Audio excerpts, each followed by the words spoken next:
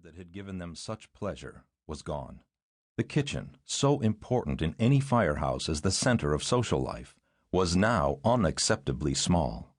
There was one good-sized room where the men were to eat, but it was hemmed in by two much smaller rooms, one in which food was to be stored and prepared and the dishes washed, the other simply a storage room. The architect, the men grumbled, had not known a damn thing about being a fireman, or how firemen lived. Over time, there was considerable talk about breaking down the walls and making all three rooms into one larger one.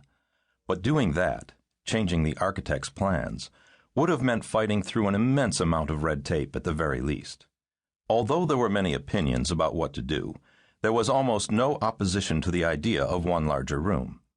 So one weekend, Bruce Gary, a chauffeur on the engine, that is, a driver of Engine 40, a crucial role in the firehouse, a man who by dint of his awesome physical strength and equally formidable personal integrity was an imposing figure within the station's political and social order, decided that the debate about whether or not to expand had gone on for long enough.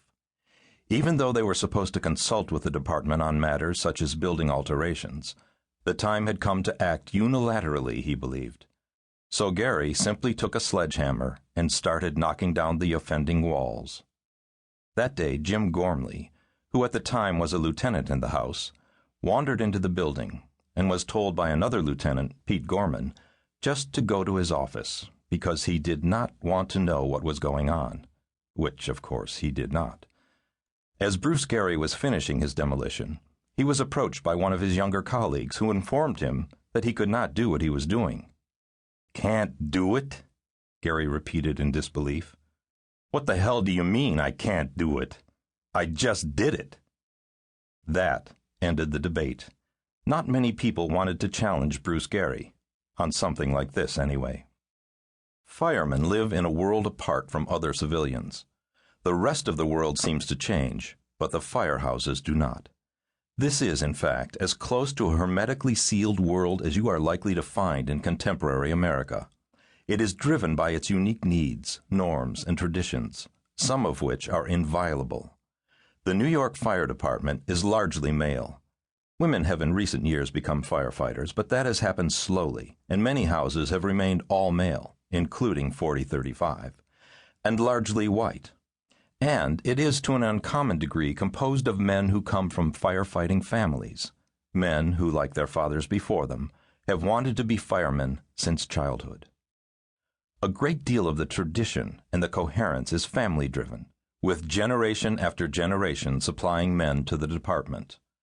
It is almost as if there is a certain DNA strand found in firefighting families, where the men are pulled toward the job because their fathers and uncles were firemen and had loved it, and because some of their happiest moments when they were boys had come when they visited the firehouse, and these big, gruff men made a fuss over them.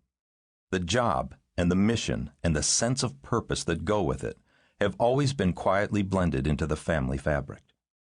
It's passed on, father to son, and sometimes grandfather to son, says the Reverend Robert Schultz, who is the pastor of a Lutheran church located about 3 blocks from the 4035 firehouse, and who knows the men well.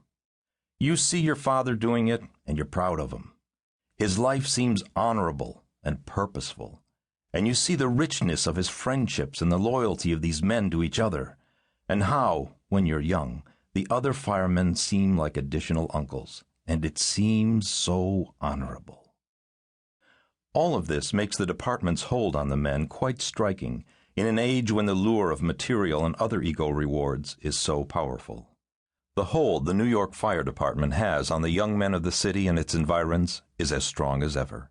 The waiting list to get into the department is long, so long that many young men who want to be firemen start as cops and transfer to the fire department when their numbers finally come up. Yet the pay is marginal. According to one department veteran, a young married fireman with 4 children and a wife who doesn't work makes so little that he's technically eligible for food stamps. Almost all of the men at 4035 could double their pay in other jobs. Terry Holden, who has been at 4035 since 1964 and who has seen the personnel turn over more than once, says of the unusual sense of continuity, "It's completely different from when I first..."